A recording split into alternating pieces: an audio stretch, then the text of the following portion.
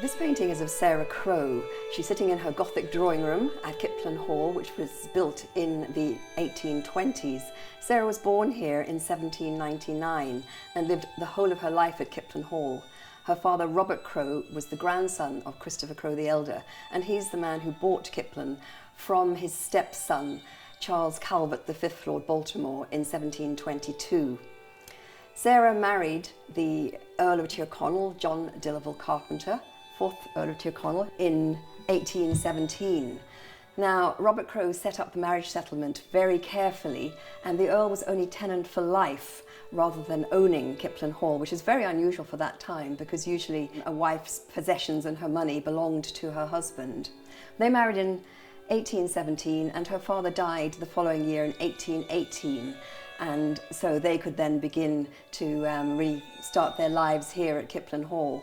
We don't know how Sarah met her Earl. It may be that she did it through her father because both the Earl and her father were members of the Yeomanry Cavalry, and so perhaps they knew each other and she was then introduced to him. She was only 18 when she married, in fact, so very young.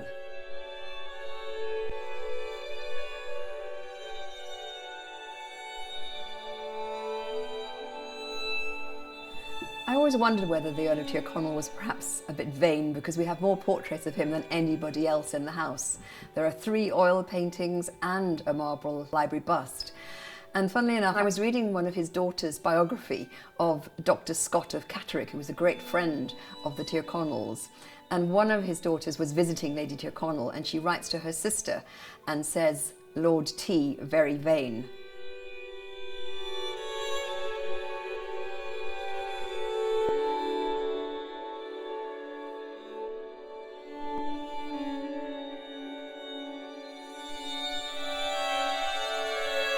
In 1846, the Earl decided to have more stained glass in his Gothic drawing room at Kiplin, and he commissioned Willamette to create 28 panels of armorial glass, that's coats of arms, of all his ancestors, and it starts way back with King John of England and goes through the Plantagenet monarchs, which is incredibly impressive, and right down to the final panel, and that's his marriage to Sarah Crowe of Kiplin. And you can see it actually says JD, as in John Delaval, although there's an I instead of a J, that's the Latin.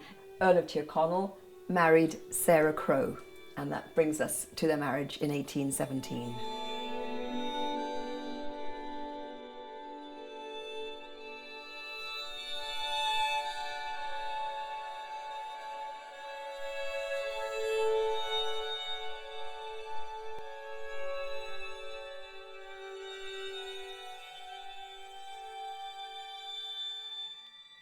After Robert died in 1818, the Earl and Countess of Tyrconnel very quickly began to plan alterations to the house, which was nearly 200 years old then.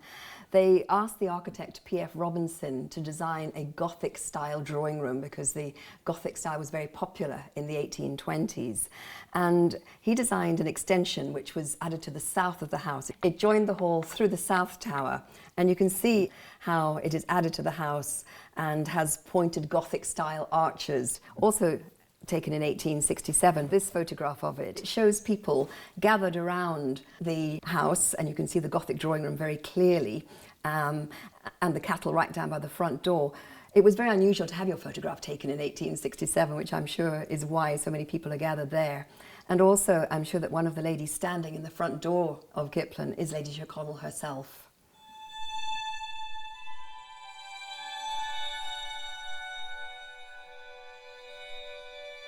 This is Sir Gardner Wilkinson's print of the Gothic drawing room at Kiplin Hall in the early 1830s. Sadly, the interior doesn't look like this now because it's now the library at Kiplin, which was changed later on, but it's great to have this image showing us all the detail of what their drawing room looked like at the time. You can see the pointed Gothic arches and the stone supports, which are very decorative, holding up the south tower. Also some of the Earl's books here and in the other bookcases, and very ornate pelmets and curtains and things. Sarah's grand piano's in here and various informal seating, some big Kangxi vases. They use it as a very elegant, informal area for entertaining visitors, playing music, reading, and just a general drawing room. In 1820, the Earl commissioned Thomas Willimant, who was stained glazier to King George IV and later to Queen Victoria, to create a panel of stained glass for his family coat of arms, and it can just about be seen right down in the centre of the south bay window, and it has the motto "Per acuta belli," which means through the asperities of war or through the hardships of war, and they were a naval and military family, so that's probably why that was their motto. It's also on the coat of arms above the front door at Kiplin Hall. It says "Per acuta belli," and the Earl must have put that in about the same time as they built the Gothic drawing room in the early 1820s.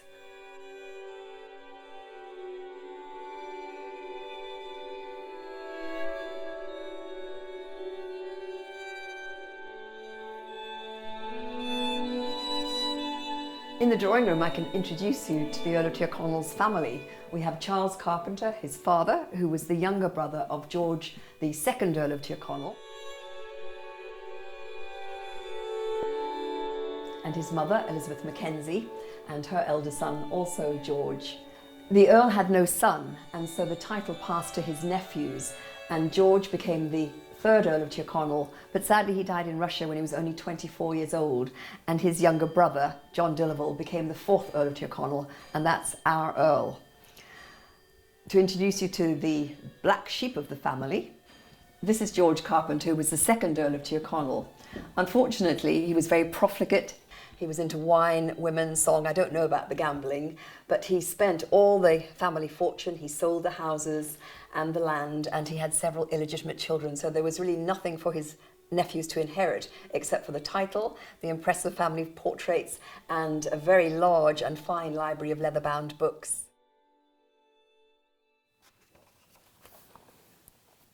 Lord Tyrconnel had many interests and enthusiasms, and he recorded them in his journals, which are absolutely fascinating, and we're very lucky that two of them survive.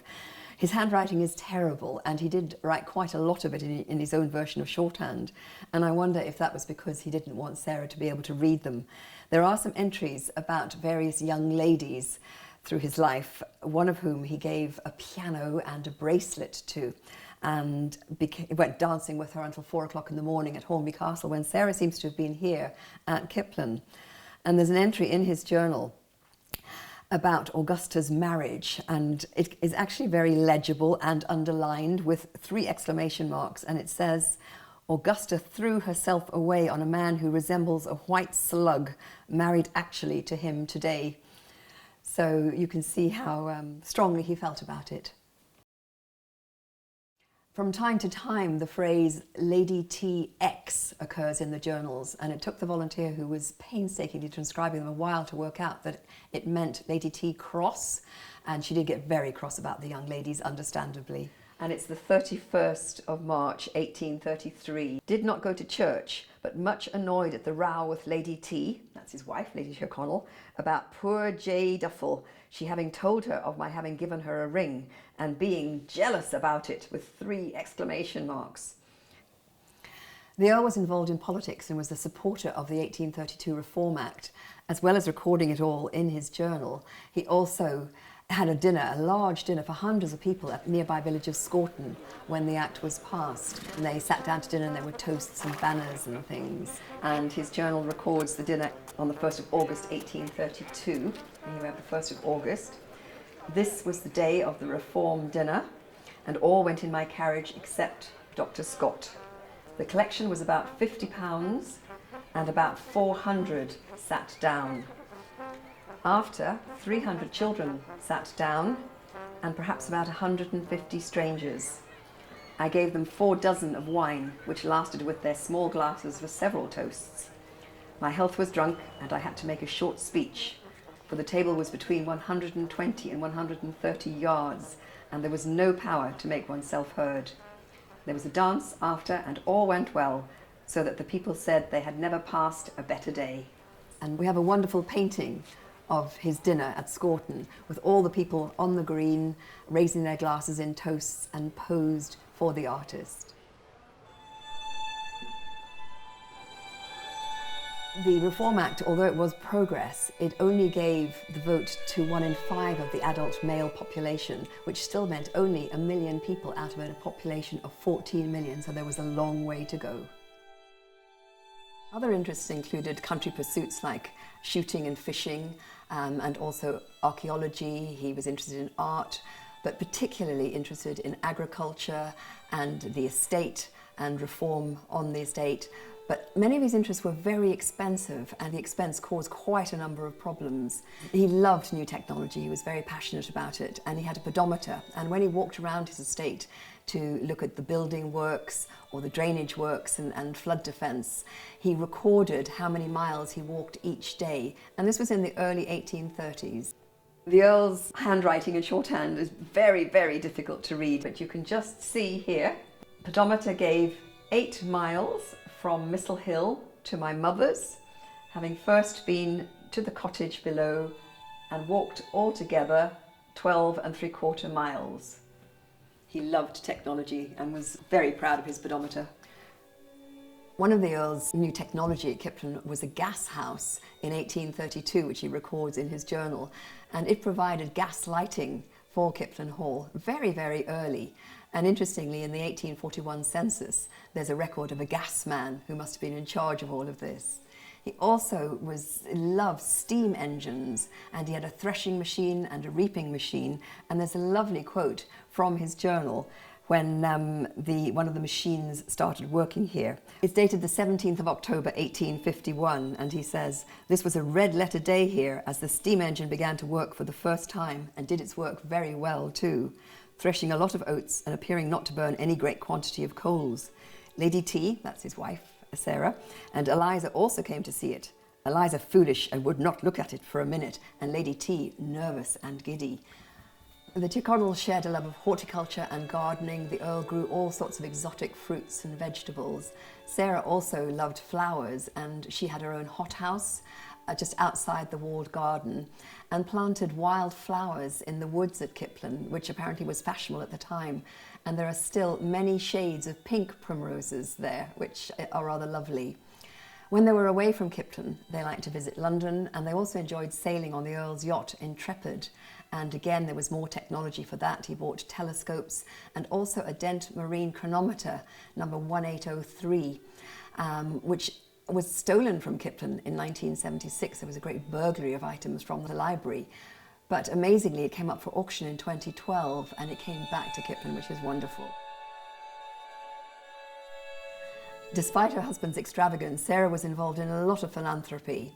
She paid the schoolmaster's salary, she clothed quite a number of poor children from the parish, she provided soup kitchens in the winter for poor families, and she paid for the restoration of the church, which was a considerable sum, as well as subscribing to a lot of other charities as well.